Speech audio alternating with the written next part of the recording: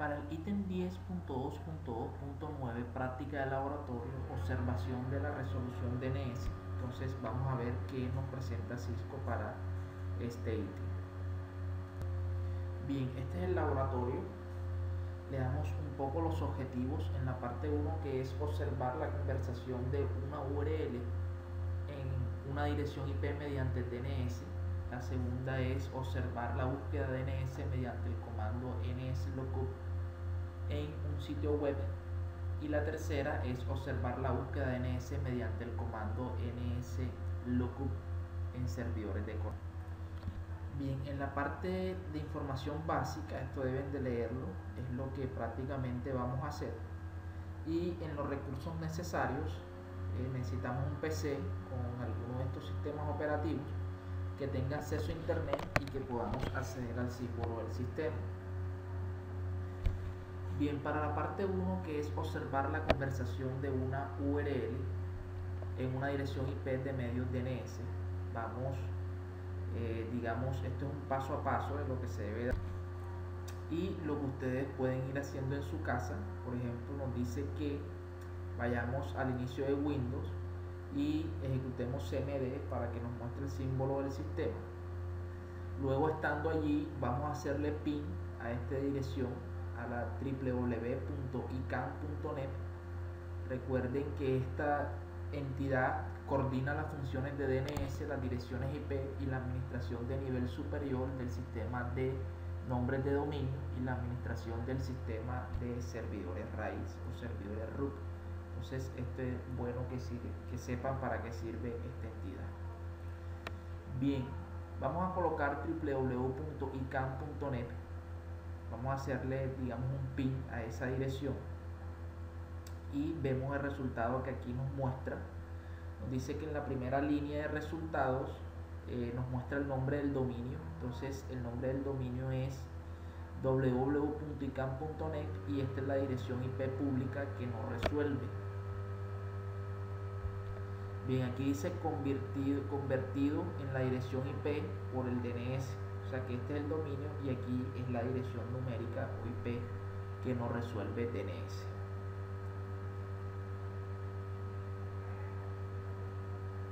Bien, aquí nos dice registra la dirección IP en la que debemos de colocar aquí 192.0.43.22. Luego, después que sabemos por lo menos con un pin llegar, digitamos este direccionamiento en un explorador web, que es lo que nos piden aquí. Nos debe de aparecer esta imagen.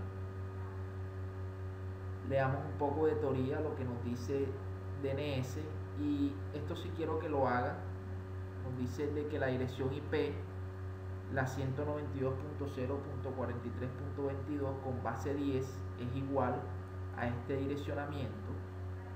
Bueno, direccionamiento no, a esto número decimal en base 2.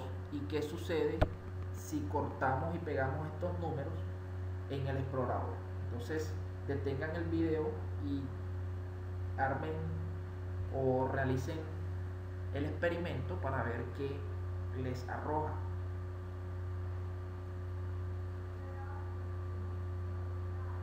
Bien, entonces les debió haber arrojado esto mismo que tenemos acá. Entonces pueden ver que este lenguaje de ceros y unos sí lo interpreta el computador y sabe qué es lo que funciona. Bien, ahora que hagamos pin a www.cisco.com, vemos aquí los resultados, y cuando hacemos pin obtiene la misma dirección IP que el ejemplo con una dirección IP diferente. Entonces esto ya lo deben de responder. Si obtiene una dirección IP diferente es que nos está resolviendo otro DNS. Que escribamos la IP que obtuvo cuando hacemos pin en un explorador, acceder al sitio web, por qué o por qué no. Entonces, esta IP, si la colocamos en un explorador, debe de obtener la respuesta del Cisco. Bien, para la parte 2, observar la búsqueda de DNS mediante el comando nslookup en un sitio web. Entonces, ya aprendimos un poco en el packet trace anterior, pero esto lo vamos a hacer de forma real. Entonces, digitamos este comando, de que cuál es el servidor DNS predeterminado que se utiliza. Entonces este es el servidor DNS que aquí nos dice por default, entonces es lo que debemos de colocar acá. También dice que observemos que en el símbolo del sistema cambió el símbolo a un mayor que. Esta petición de entrada en el NSLookup quiere decir que desde aquí puede introducir comandos relacionados con DNS. Bien, en el literal B nos dice que en la petición de entrada coloquemos www.cisco.com.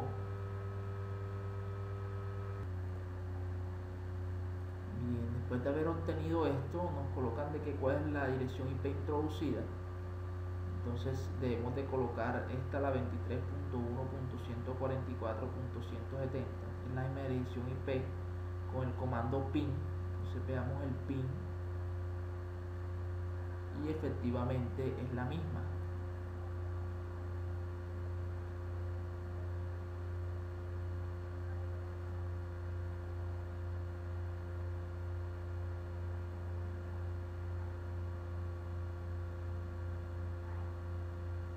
Bien, dice que en la petición de entrada de comandos escriba la dirección IP del servidor web de Cisco que acaba de encontrar.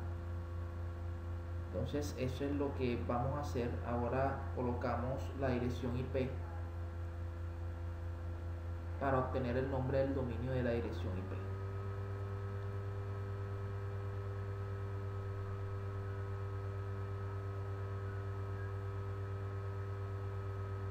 Bien, ahora que vayamos y digitemos www.google.com y vemos que nos salen varias direcciones IP, el cual puede llegar hacia ese servidor. En la parte 3, que es observar la búsqueda de DNS mediante el comando NSLookup en servidores de correo. Entonces recuerden ese registro MX para identificar los servidores de correo. Entonces devuelvan salatoría y lo buscan. Debemos de digitar set type igual MX en la petición de entrada. Vamos a escribir cisco.com.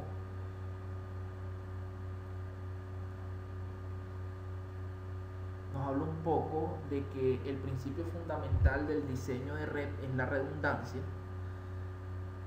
la configuración de más de un servidor de correo. O sea, quiere decir que si esto nos indica de que tenemos varios servidores de correo y en caso tal de que se nos caiga uno, hay otro de respaldo. Esto es lo que tiene que ver con la redundancia, es lo que nos explica esto aquí un poco, lo que les estoy sintetizando.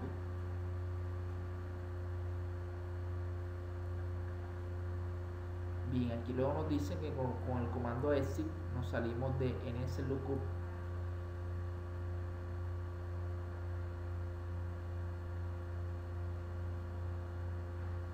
Bien, aquí en la reflexión de que cuál es el propósito fundamental de DNS, entonces con lo que saben pueden desenvolverse con esta pregunta. Si no, hay más teoría en internet sobre lo que es DNS. Entonces espero que hayan tenido una buena respuesta para su instructor en esta parte.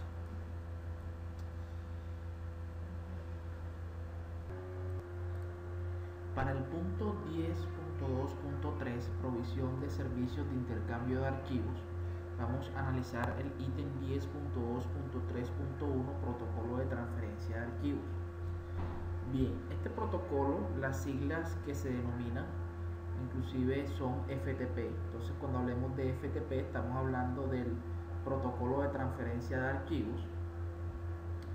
Es otro protocolo más de la capa de aplicación que lo que vamos a estar utilizando. Inclusive le dedicamos tiempo a esta parte.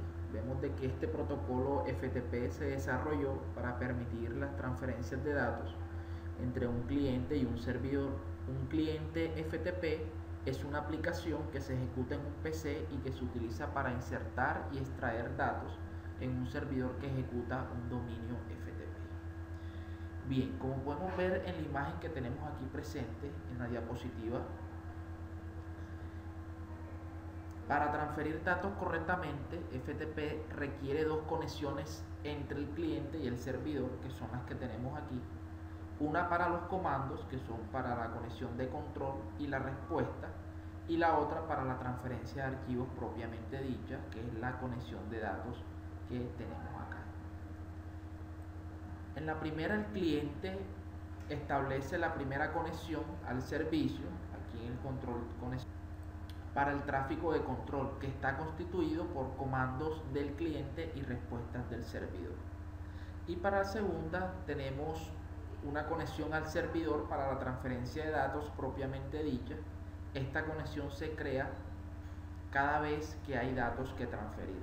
Entonces, siempre que tengamos o que querramos subir y bajar información, ya sean películas, videos, todos esos son datos, todos entran en esta categoría de datos, lo podemos hacer a través de un servidor FTP.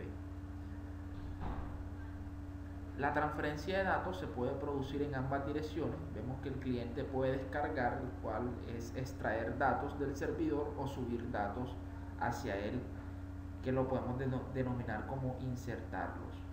Entonces, eso es más que todo lo que nos ofrece Cisco para FTP, y espero que ahora con el ítem 10.2.3.2 Packet Tracer FTP quede más claro esta parte. Bien, este es el Packet Tracer que nos muestra Cisco para el ítem 10.2.3.2 servidores FTP. Vemos que esta es la topología y vamos a la parte de los objetivos. En la parte 1, que es configurar servicios FTP en los servidores. En la parte 2, que es subir un archivo al servidor FTP. Y en la parte 3, que es descargar un archivo del servidor FTP. Bien, un poco de información básica. Nos dicen de que vamos a configurar servicios FTP. Luego vamos a utilizar esos servicios para transferir archivos entre cliente y servidor. Para la parte 1, que es configurar servicios FTP en los servidores, vamos al paso 1, que es configurar el servicio FTP en Central Server. Nos dice que vayamos al servidor, demos la pestaña de config y luego FTP lo activemos. Entonces, este es el laboratorio, el archivo .pka que nos muestra Cisco para que nosotros trabajemos acá. Entonces nos vamos a config, le damos FTP y lo activamos. Esa es la primera parte. La segunda parte nos dice que en User Setup que vamos a crear las cuentas de usuario para podernos loguear, y luego que las tengamos demos el botón más, signo más, para agregar la cuenta. Entonces eso es lo que vamos a hacer.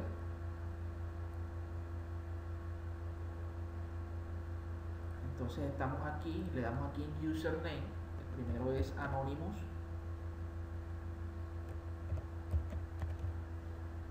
y la contraseña también es Anonymous.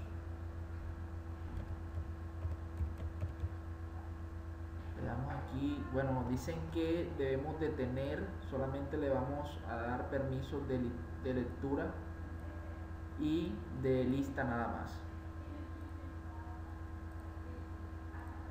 Le damos aquí más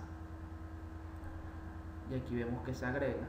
El otro usuario es el de administrador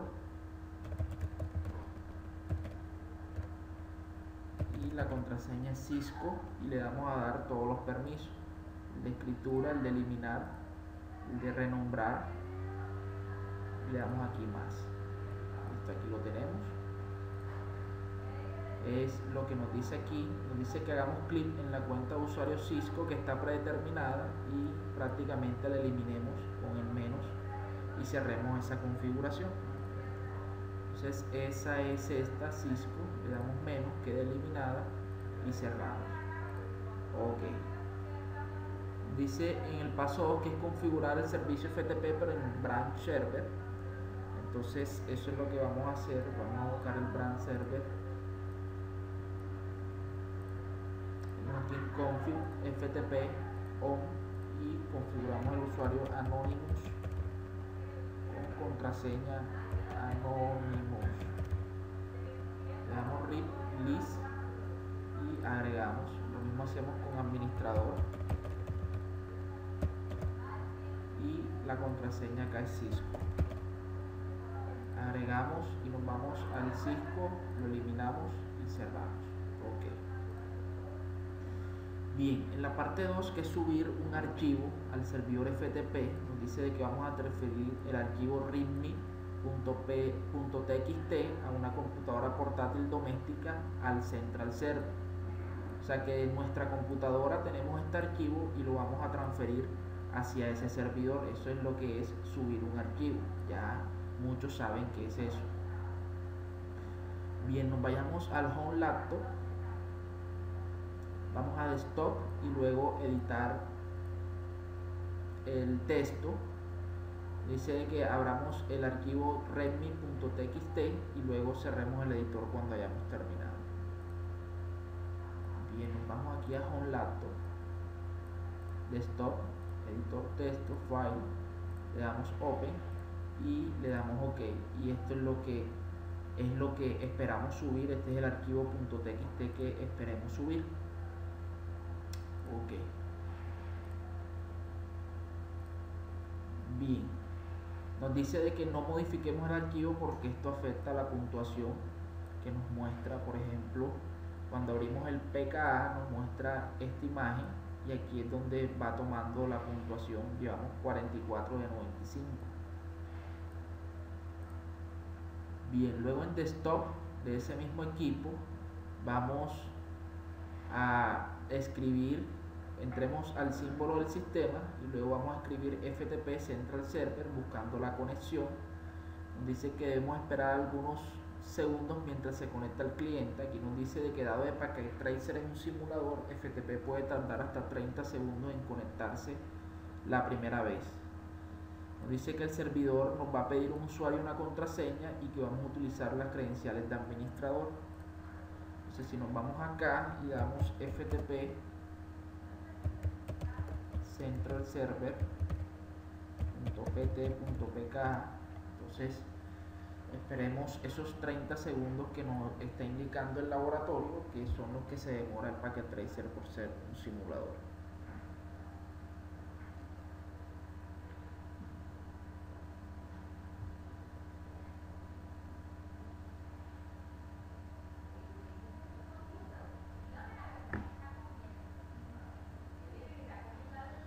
Bien, mientras pensamos aquí, bueno, creo que, bueno, ahí ya hay username, vamos a utilizar el de administrador y administrador nos sacó, a ver, ¿por qué nos sacó? Administrador, dice que error, no encuentra la cuenta, no. Entonces veamos qué fue lo que colocamos aquí en Central Server. Si la digitamos bien para FTP administrador, bueno, aquí vamos, creo que no me permite editarla, entonces vamos a eliminarla y la creamos de nuevo. Administrador, así, y la contraseña es Cisco con todos los permisos. Ok, le damos a agregar y ahí ya, ahora sí debemos de tener acceso administrador. Ahí nos pide la contraseña que es Cisco. Entonces ya estamos dentro del servidor. Bien, entonces bueno, es una muestra de lo que cuando nos ocurre este tipo de errores, saber interpretarlo. Por ejemplo, aquí nos decía de que la cuenta no existía o no coincide. Entonces, que se necesita una cuenta para loguearse. Entonces ya saben cuando les salga este error que no están las cuentas habilitadas correctamente o no se copió mal en este caso. Bien, nos dice de que nos va a salir una petición FTP con un mayor que y le demos el comando dir para saber cuál es el contenido o cuáles directorios se encuentran para ese Central Server. Entonces le damos el comando dir y vemos que prácticamente todo esto son imágenes de iOS que tiene ese servidor. Nos dice de que vamos a transferir el archivo readme.txt con la petición de entrada FTP mayor que vamos a escribir pub readme.txt y luego vamos a volver a dar el comando dir para ver si efectivamente sucedió lo que nosotros queremos, que en este caso es subir el archivo que se encuentra en el home laptop. Le damos pub readme.txt y vemos de que la transferencia se completó. Si volvemos a ejecutar el comando dir, ya vemos que efectivamente subimos ese archivo hacia el servidor FTP, que en este caso es el Central Server. Dice que vamos a transferir el mismo archivo, pero ahora a Branch Server. Entonces vamos a hacer lo mismo, pero con Branch Server. Bien, aquí para salir le damos Q. Aquí vamos a cambiar para Branch Server, el mismo administrador, y aquí es Cisco. Listo, vamos a darle dir para ver que efectivamente no existe el archivo readme. Le damos pub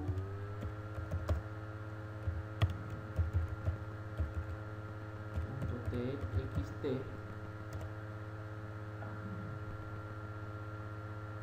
Bueno, aquí nos dice de que no tenemos permiso, nos adelantamos un poco, vayamos al branch.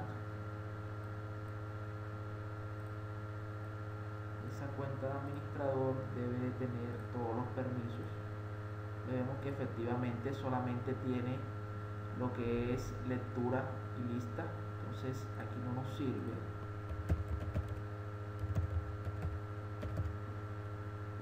Le damos Cisco y vamos a darle todos los permisos.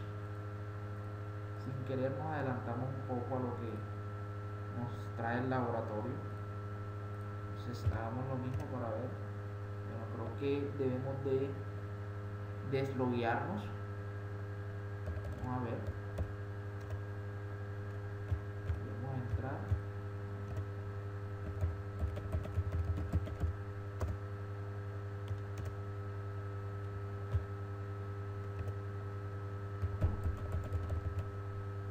Ahí fue porque dice que necesitamos una cuenta, no la agregamos.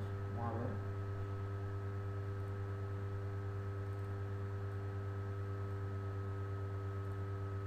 Bueno, no la agregamos.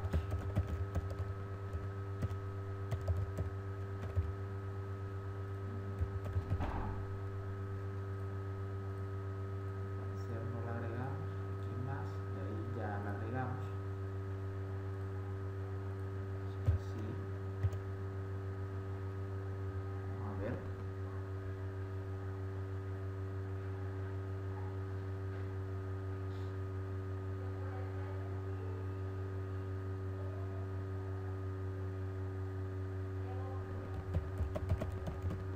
Administrador Cisco, listo.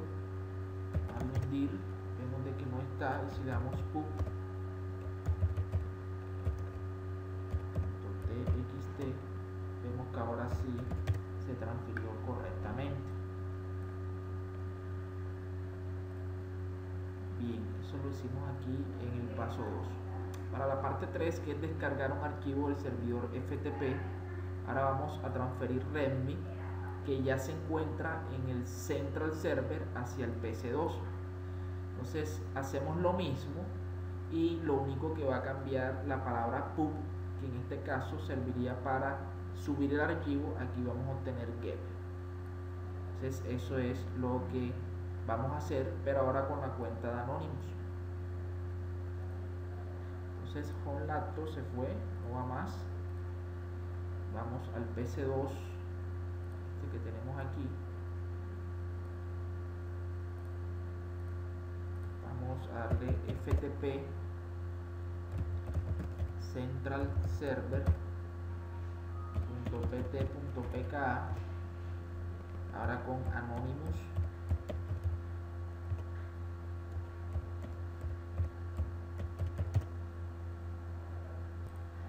Listo, entonces ya estamos. Entonces veamos qué tenemos dentro de, bueno, vamos a hacer lo correcto. Cerremos acá y vamos aquí a editar texto, file open, y vemos de que nada más tenemos sample files.txt, no tenemos el readme. Entonces nos damos cuenta de que efectivamente es lo que queremos descargar. Bien, ahora vayámonos otra vez acá. Ahora sí, si le damos get, le damos readme.txt, vemos de que la transferencia se completó,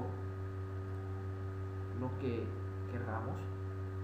Dice de que verifiquemos que la cuenta Anonymous no tenga permiso para escribir archivos en Central Server.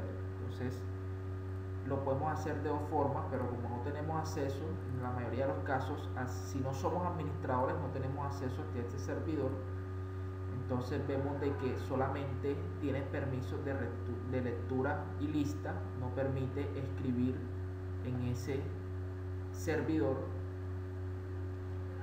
Entonces vemos que la forma que nos indican aquí es que intentemos subir ese archivo con el comando pub y veamos el error que nos muestra. Inclusive nos adelantamos un poco.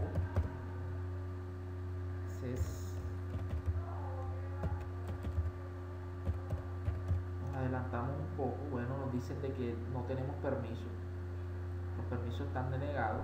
Entonces ya esto lo vimos unos minutos adelante, pero es por eso, por lo que no, el servidor no le agregó a esa cuenta dichos permisos. Bien, entonces nos dice aquí que cerremos el FTP con Q y luego vayamos y abramos el archivo readme.txt. Entonces seguimos aquí, Q, y le damos aquí en editor de texto, file open, y vemos de que ya tenemos efectivamente lo que nos está pidiendo el laboratorio.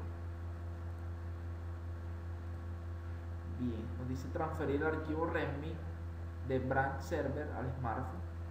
Entonces vemos de que sí funciona. Entonces esto ya queda por cuenta de ustedes que lo realicen. Es muy sencillo, simplemente desde el smartphone que tenemos acá, es este que está acá, realizar la misma función. Por ejemplo, podemos ver que tenemos el mismo archivo, y ahora realizar lo mismo FTP, pero ahora desde branch server.pt.pk con Anonymous.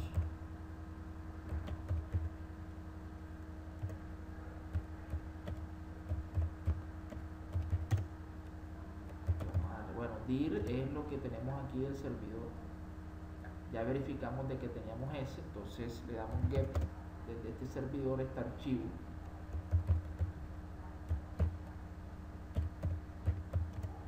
Y nos dice que se completó correctamente esta parte. Le damos Q para salir y verificamos aquí que efectivamente tengamos ese archivo. Bien, entonces ya realizamos todo. Espero que haya sido de gran ayuda esta parte de FTP. Entonces ya hasta ahora hemos conocido tres protocolos: el DNS, HTTP y este FTP. Entonces vemos de que en la capa de aplicación es donde en realidad interactuamos ya con el usuario final,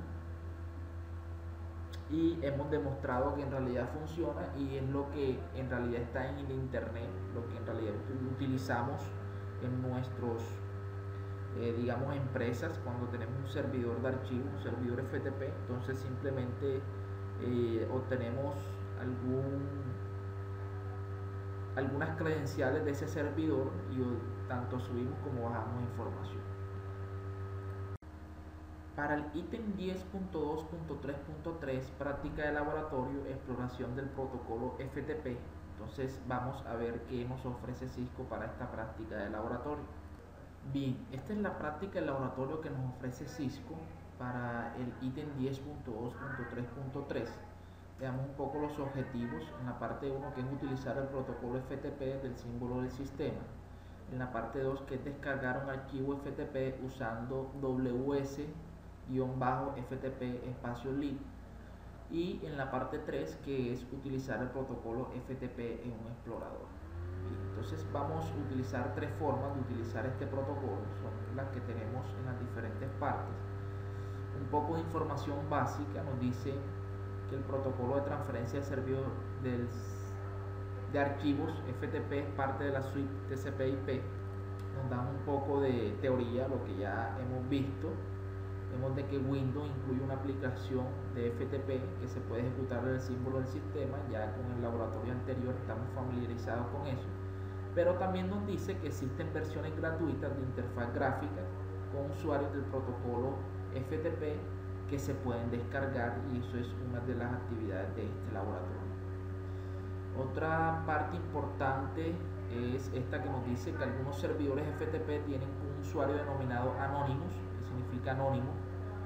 Para acceder a este tipo de sitios simplemente se debe escribir Anonymous en el campo de usuario sin contraseña. Por lo general, el administrador del sitio presenta archivos que se pueden copiar, pero no permite que se carguen archivos en el usuario anónimo. Entonces fue lo que hicimos en el laboratorio. Recuerden de que con este usuario no le dimos todos esos privilegios, todos esos permisos. Entonces es un poco enfocado a la vida real lo que se trabaja. Bien, la parte 1 ya la hicimos. En realidad, si gustan, lo pueden hacer en sus casas. Vemos de que utilizar el protocolo FTP del símbolo del sistema, simplemente que aquí ya nos dan un servidor FTP al cual podemos acceder, y que escribamos la palabra Anonymous y la contraseña simplemente no lleva, entonces le damos Enter.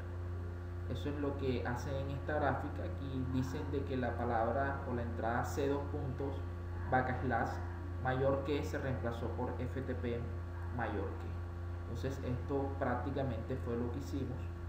En vez de darle dir, ahora vamos a darle ls para saber la lista de los archivos y directorios.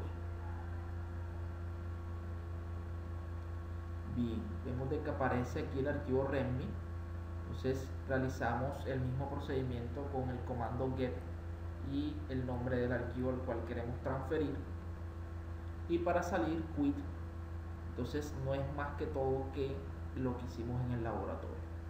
Nos preguntan de que cuál es la desventaja de utilizar el protocolo FTP desde una línea de comandos. Entonces esto yo creo que deben de responderlo cuando veamos el GUI, pero sin embargo la desventaja es que digamos que no es un ambiente muy amigable para aquellas personas que están acostumbradas a los ambientes gráficos.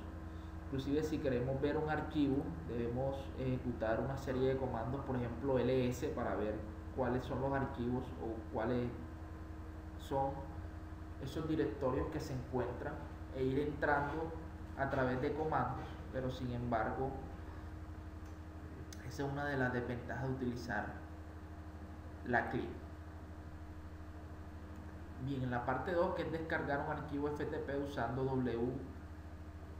ws-piso ftp espacio lib, nos piden que debemos de descargarlo. Entonces desde su casa pueden descargarlo. Luego la iniciamos. Aparece una ventana con estas iniciales IP switch, que es lo que tenemos aquí.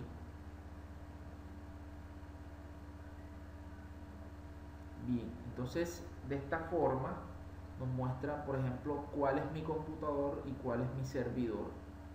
Entonces si yo quiero transferir datos de aquí hacia acá, simplemente muevo estas flechas.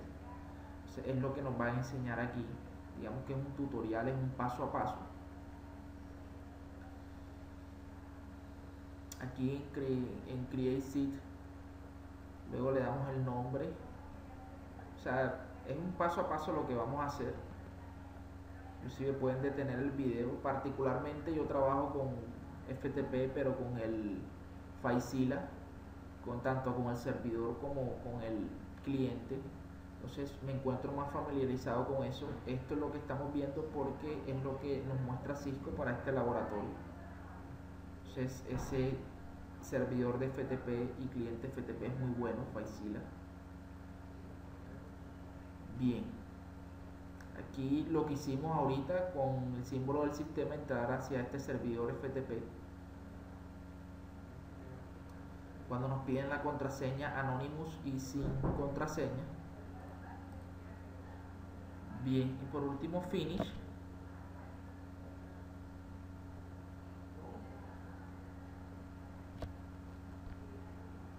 Aquí que nos va a aparecer de pronto nos dice que cuando aparezca el cuadro de diálogo Login Information Missing, quiere decir de que falta información de inicio. Entonces le damos OK en la contraseña y ya vemos lo que dice aquí, por ejemplo, My Computer. Entonces esto es lo que tiene todas nuestras carpetas de archivo de nuestro computador, y aquí es el servidor al cual apuntamos para poder descargar y subir archivos. Entonces vemos de que es un ambiente muy amigable. Ya no tenemos que utilizar el comando get o pub para obtener o descargar un archivo, sino que con simplemente estas flechitas le doy la dirección. Si quiero por ejemplo, esta indica que voy a descargar desde el servidor a mi computador, y esta voy a subir desde mi computador al servidor. Entonces es muy sencillo. También nos permite crear un nuevo directorio. En realidad es muy sencillo, esto es muy amigable, la interfaz gráfica.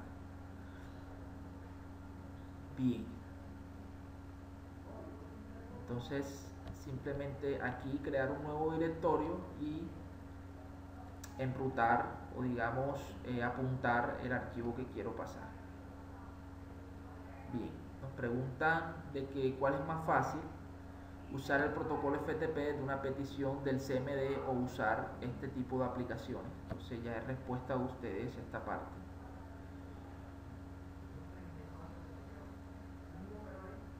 Bueno, aquí en la parte 3, que es utilizar el protocolo FTP en un explorador. Entonces es simplemente colocar en el explorador esta parte, el servidor el protocolo FTP // y le damos al servidor FTP al cual podemos acceder. Aquí vemos que de todos los archivos que nos muestra queremos obtener REMBI. Entonces le damos clic aquí y nos dice qué es lo que yo quisiera o qué es lo que tiene ese archivo dentro. Entonces es muy fácil, aprendimos de forma de clip, de forma de GUI y también a través de un explorador web. Nos preguntan qué métodos FTP fue más fácil de usar, eso ya se lo dejo a ustedes, y que si tuvo alguna ventaja utilizar el protocolo FTP desde el símbolo del sistema a utilizar W-FTP, que es digamos un aplicativo de FTP. Entonces ya se los dejo a ustedes de respuesta cuál les gustó más. Y esta es la práctica de laboratorio que Cisco nos muestra para este ítem. Para el ítem 10.2.3.4, bloque de mensajes del servidor, vemos de que este protocolo lo podemos denominar como SMB. Es un protocolo de intercambio de archivos cliente-servidor que desarrolló IBM a fines de la década de los 80 para describir la estructura de los recursos de red compartidos, como los archivos, directorios, impresoras y puertos serie. Vemos de que es un protocolo de solicitud-respuesta. Este protocolo describe el acceso al sistema de archivos y la manera en que los clientes hacen solicitudes de archivos. Vemos que además describe la comunicación entre procesos del protocolo SMB. Todos los mensajes de SMB comparten un mismo formato. Este formato utiliza un encabezado de tamaño fijo seguido de un parámetro de tamaño variable y un componente de datos. Entonces prácticamente es propietario de IBM.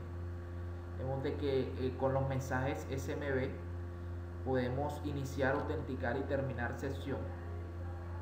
También controlar el acceso a los archivos y a las impresoras. Autorizar una aplicación para enviar o recibir mensajes para o de otro dispositivo. Entonces, digamos, es mucho información que podemos manejar a través de este protocolo. A diferencia del uso compartido de archivos que admite el protocolo de transferencia de archivos FTP, los clientes en este protocolo SMB pueden establecer una sesión a largo plazo con los servidores. Vemos de que una vez establecida la sesión, el usuario del cliente puede acceder a los recursos en el servidor como si el recurso fuera local para el host del cliente.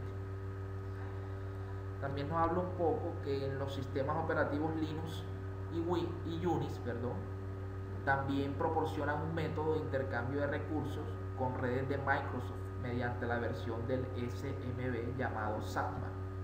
Vemos de que los sistemas operativos Macintosh de Apple también admiten recursos compartidos utilizando el protocolo SMB. Entonces, esto es simplemente lo que debemos de saber de este protocolo.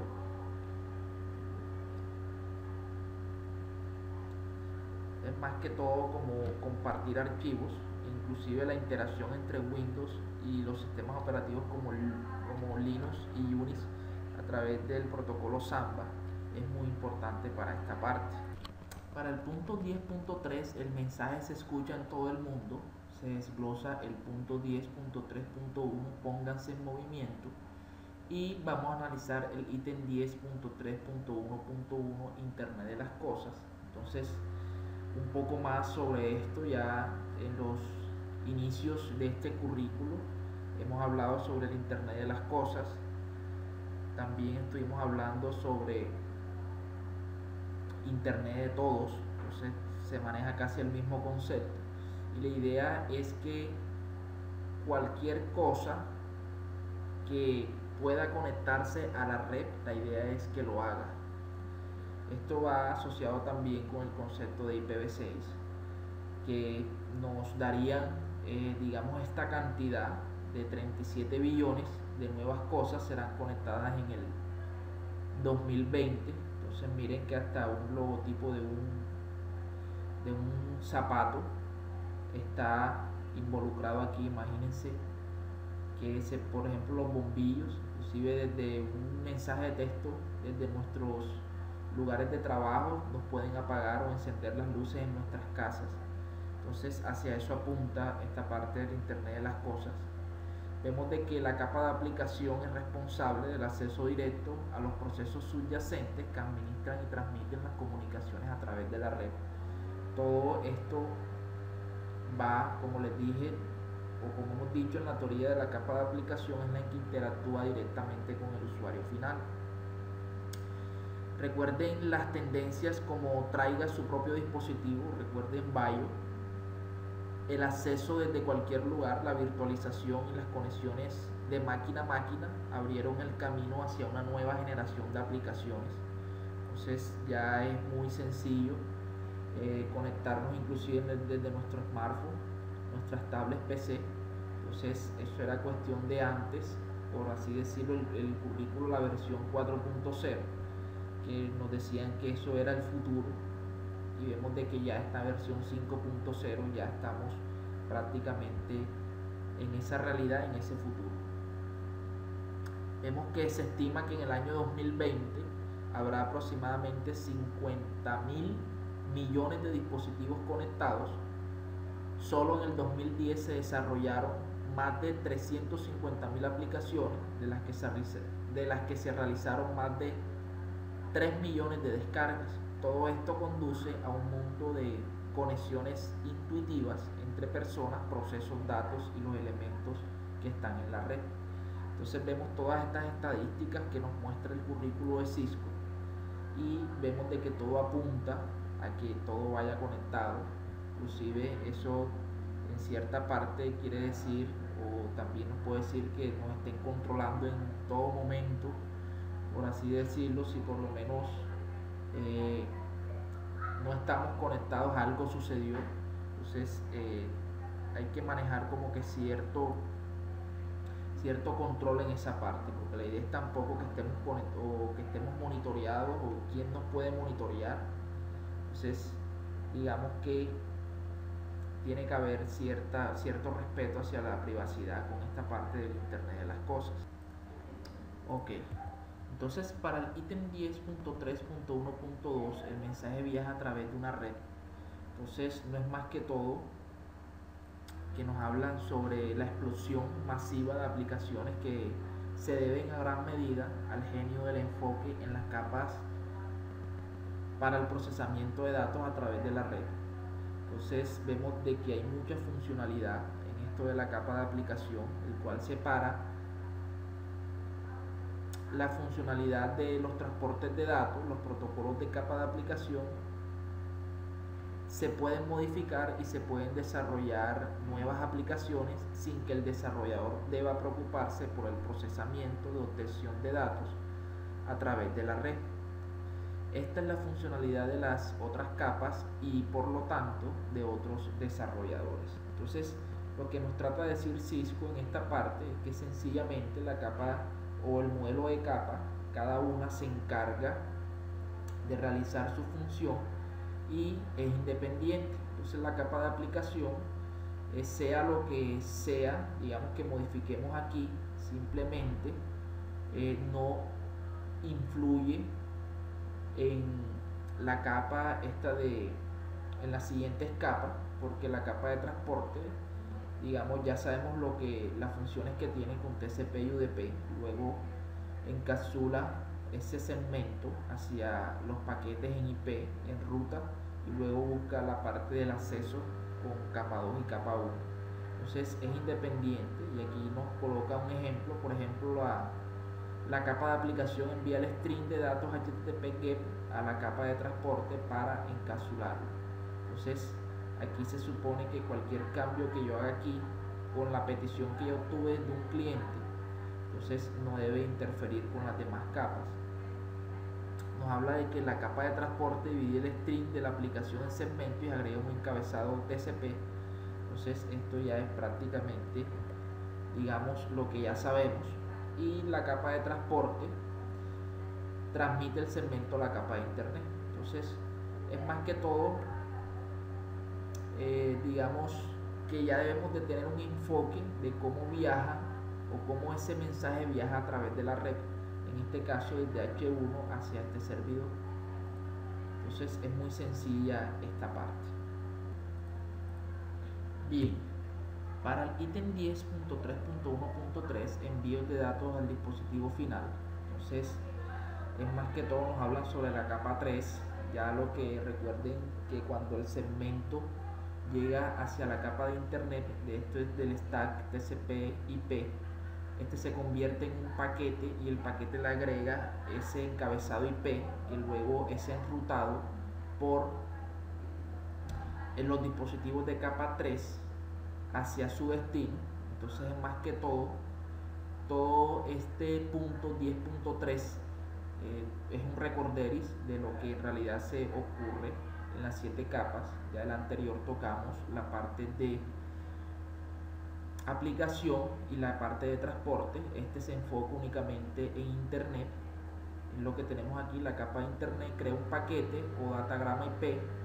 El paquete incluye las direcciones IP del origen y destino. El paquete pasa a la capa de acceso a la red. Entonces es un recorderis. Veamos el ítem 10.3.1.4, transporte de datos a través de Internet. Entonces aquí ya hablamos sobre la capa de acceso a la red. Inclusive vemos aquí los ceros y unos, que es lo que conoce un computador en realidad. Y nos habla sobre la capa de acceso a la red, enmarca el paquete con las direcciones MAC de origen y destino y después convierte la trama en señales eléctricas.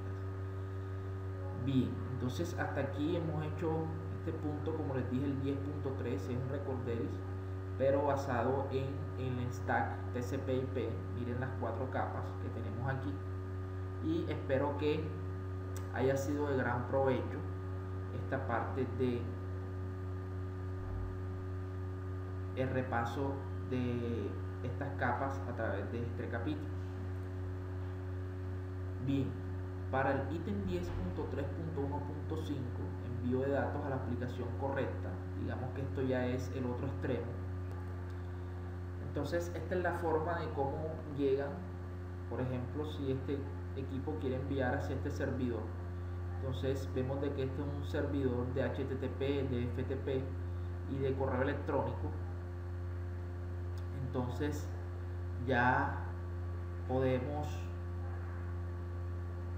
cerrar todo este capítulo, el punto 10.3, porque ya tenemos información, ya sabemos, hemos estudiado en los capítulos anteriores desde la capa física hasta la capa de aplicación que se enfoca a este capítulo.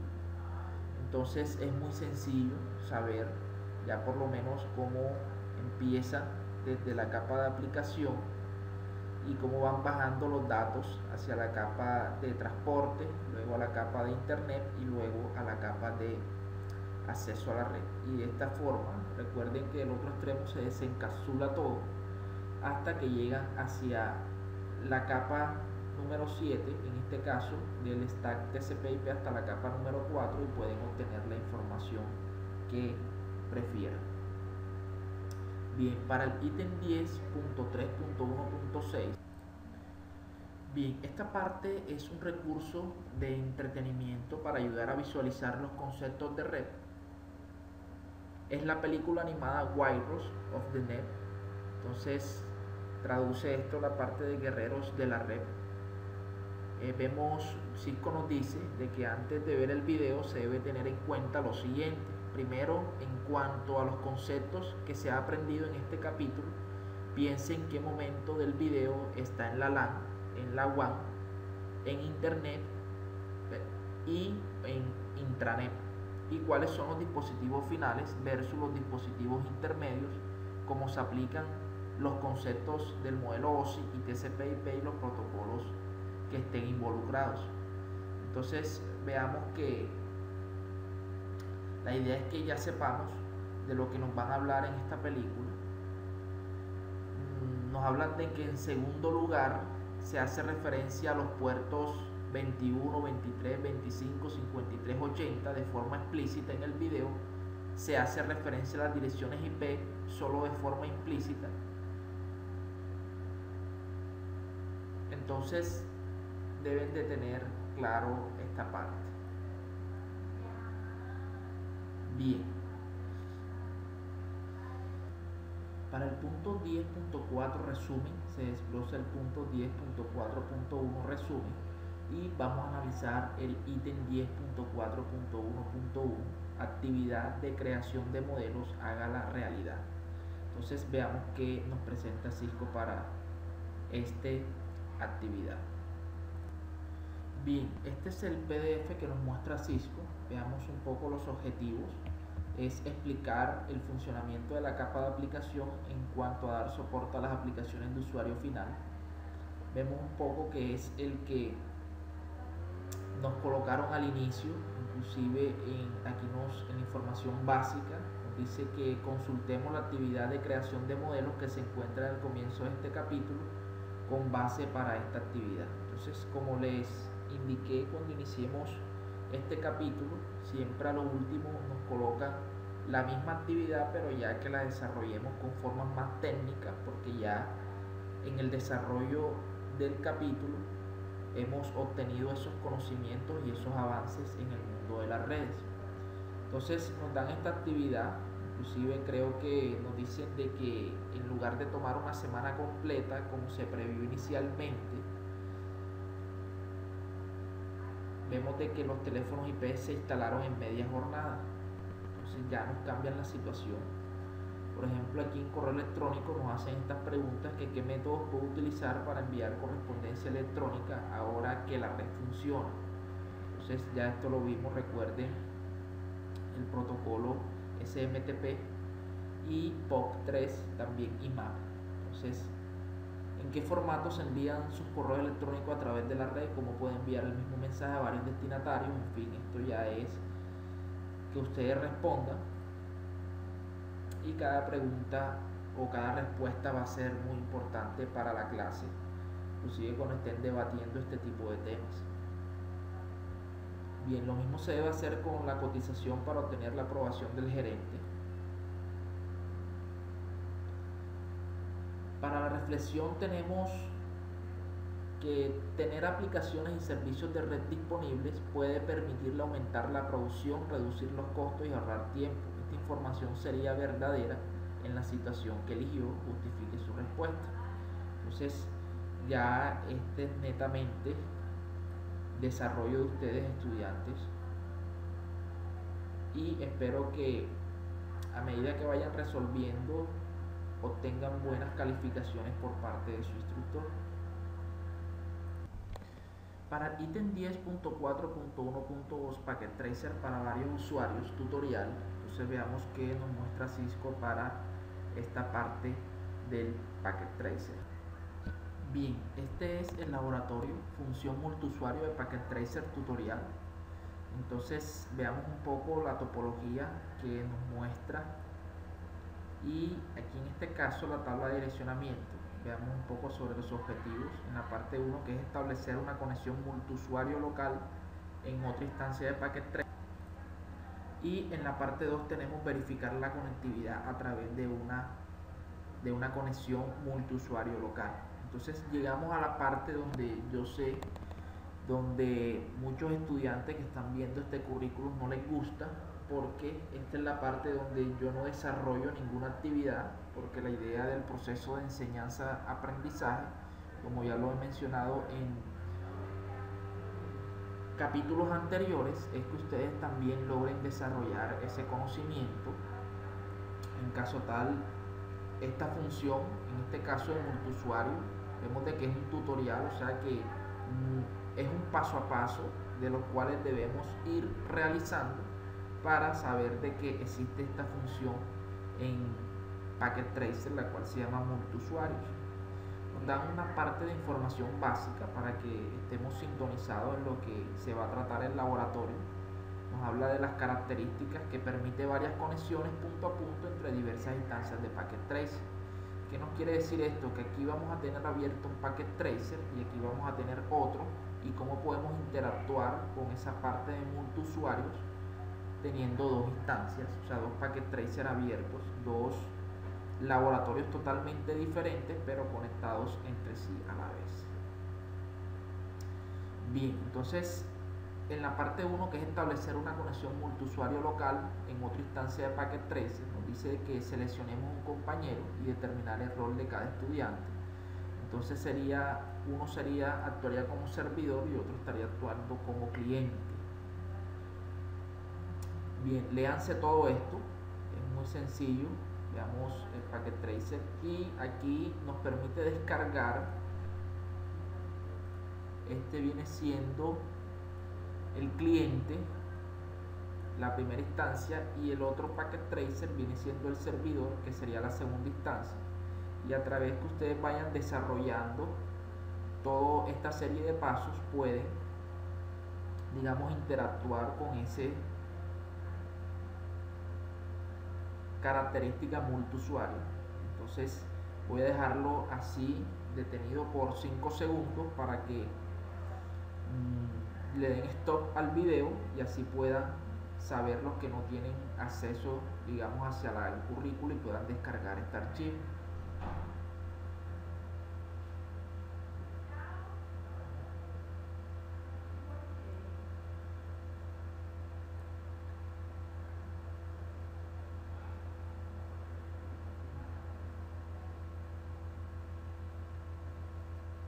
Bien, para el paso 3, que del lado del jugador del cliente, configurar el lado del cliente con el enlace de multiusuario. Entonces, esto es lo que debemos de colocar acá, todas las instrucciones que nos muestra Cisco para poder hacer eso. Y por último, como ya son unos expertos en esto de multiusuarios, con lo que es verificar la conectividad a través de una conexión multiusuario local, entonces es lo que nos piden hacer y es lo que deben de desarrollar y obtener un buen puntaje. Ok, entonces espero que le hayan sacado el mayor provecho a la función de multiusuario del Packet Tracer. Recuerden que es un tutorial y sigan paso a paso. La idea es que sigan practicando para que obtengan buenos resultados. Para el ítem 10.4.1.3, Packet Tracer para varios usuarios, implementación de servicios. Entonces, veamos un poco de qué nos ofrece Cisco para este Packet Tracer. Bien, este es el PDF para el ítem 10.4.1.3, implementación de servicios. Entonces, veamos un poco, prácticamente es lo que ya aprendimos en el laboratorio con el Packet Tracer anterior, aplicado a lo que hemos venido realizando con la implementación de servicios. Esta es la tabla de direccionamiento. Del lado del servidor debe llevar esto y del lado del cliente debe de llevar esto. Para los objetivos en la parte 1, que es establecer una conexión multiusuario local en otra instancia de Packet Tracer. La parte 2, que el jugador del lado del servidor debe implementar y verificar servicios, y para la parte 3, del jugador del lado del cliente debe configurar y verificar acceso hacia los servicios. Bien, la información básica nos dice de que en esta actividad vamos a tener varios usuarios, 2 estudiantes. Recuerden que uno debe tener el rol del servidor y otro el rol del cliente. Vemos que vamos a verificar servicios como DHCP, HTTP, correo electrónico, DNS y FTP. Bien, en la parte 1, que es establecer una sesión multiusuario local en otra instancia Packet Tracer, esto es, digamos que uno tiene que abrir la parte del servidor y otro tiene que abrir la parte del cliente. Entonces aquí yo lo voy a mostrar.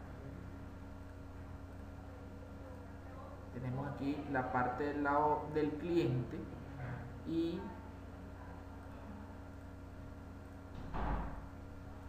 tenemos acá la parte del lado del servidor. Entonces la primera, digamos, el primer reto de esta parte es conectarnos de multiusuarios y después ya realizar, como nos indica el laboratorio,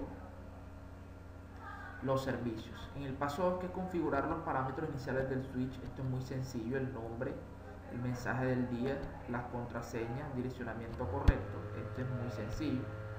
Del lado del servidor, bien, aquí lo que nos dice es completar los pasos necesarios para verificar un enlace multiusuario de Packet Tracer. Entonces esto ya lo aprendimos del laboratorio anterior.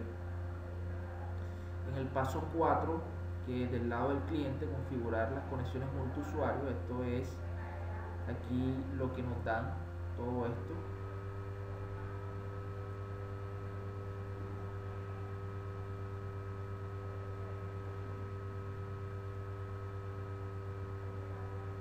Aquí nos dice que el jugador del lado del servidor debe poder hacer ping a S2 en la instancia del jugador del lado del cliente.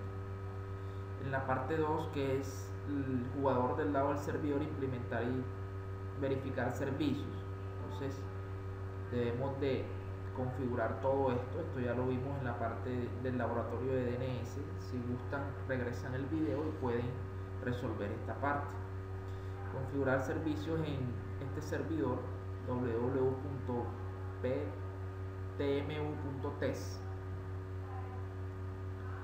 Entonces eso es lo que deben de hacer aquí en este servidor. Verificar que todos los servicios estén implementados de acuerdo a los requisitos del NEC-AMI. En la parte 3, ya del lado del cliente, configurar y verificar servicios. Entonces aquí ya se debe de configurar esta parte.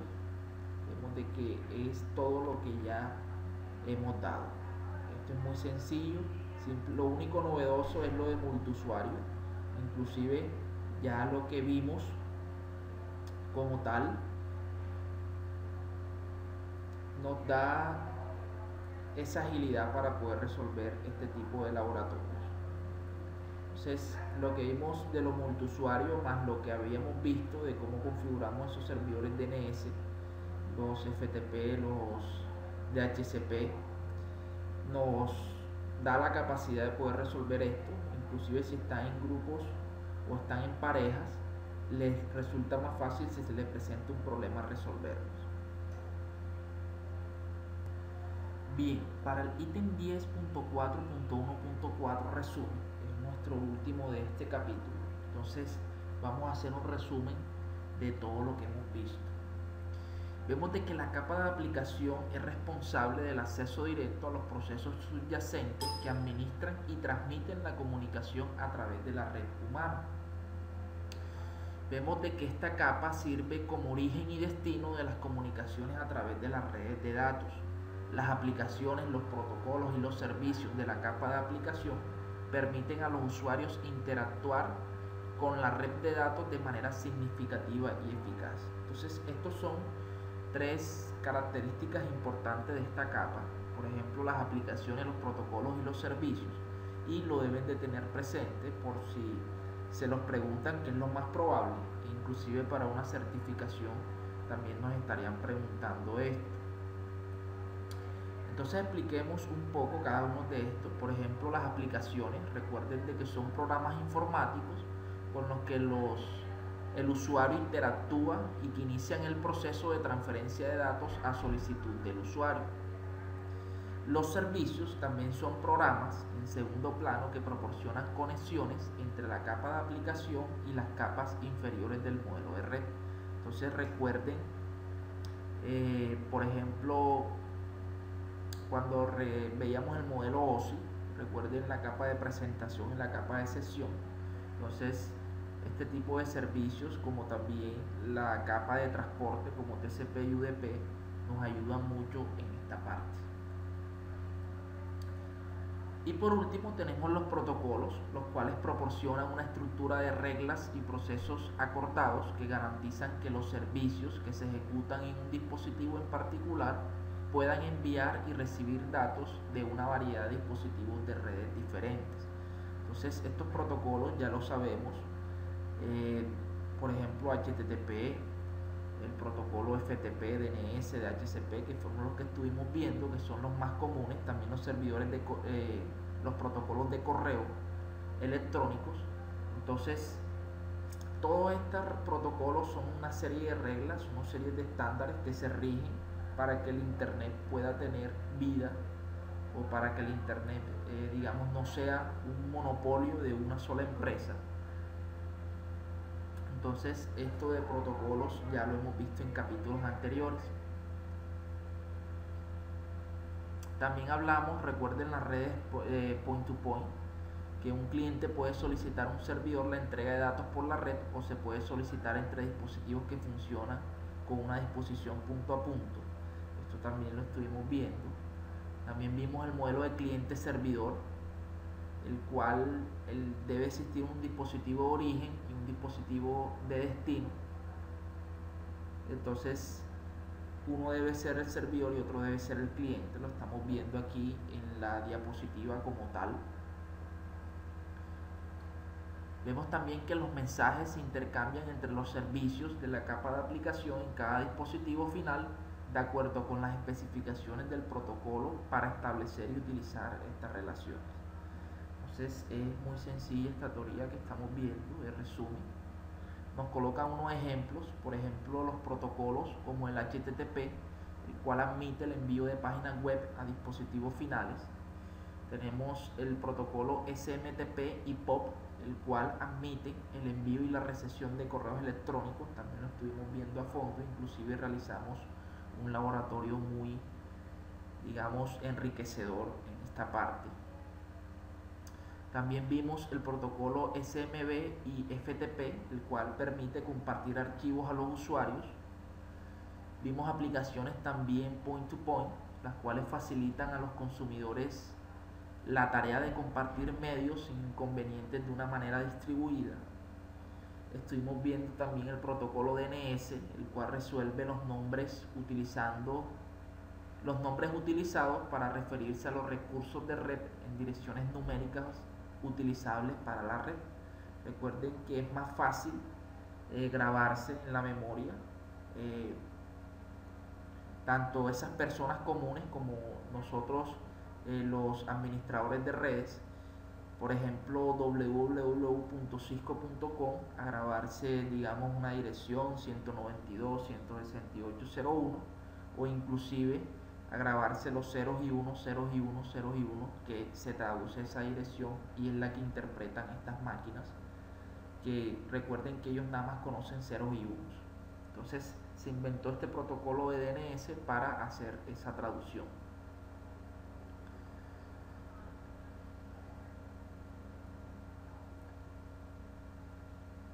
Bien, entonces vemos de que con el solo hecho de, por ejemplo, buscar la página de Cisco en un navegador web, también estamos interactuando todos estos elementos que funcionan conjuntamente en la capa de aplicación, y esta capa permite que los usuarios trabajen y jueguen a través de internet. Entonces, con el solo hecho de saber o que el navegador me interprete esta página de Cisco, primero debe de buscar un DNS, luego debe pasar a, si estamos trabajando con HTTP, por TCP, luego TCP busca el mejor camino, busca el servidor devuelve una respuesta, se desencapsula y finalmente recuerden cuando pasa por la capa de presentación, que estos formatos como JPG, MPG, entonces, y finalmente llega a aplicación. Entonces, todo este tipo de protocolos que se manejan en la capa de aplicación interactúan entre ellos. Estos desarrolladores implementaron todo esto para que existiera una coexistencia tanto del uno como del otro, para que pudiéramos obtener el internet que tenemos ahora. Entonces espero de que haya sido un capítulo de gran provecho. Espero sus comentarios, sus suscripciones son de gran ayuda, de gran motivación para seguir haciendo este tipo de cursos en línea.